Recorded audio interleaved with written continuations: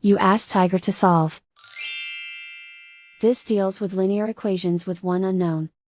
The final result is x equals -5. Let's solve it step by step. Group all constants on the right side of the equation. Subtract 9 from both sides.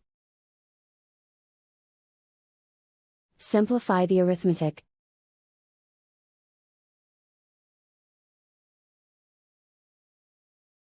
Isolate the x. Divide both sides by -4. Cancel out the negatives. Simplify the fraction. Move the negative sign from the denominator to the numerator.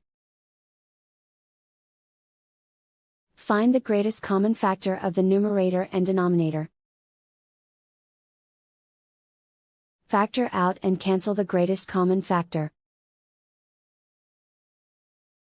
And so the final result is x equals -5.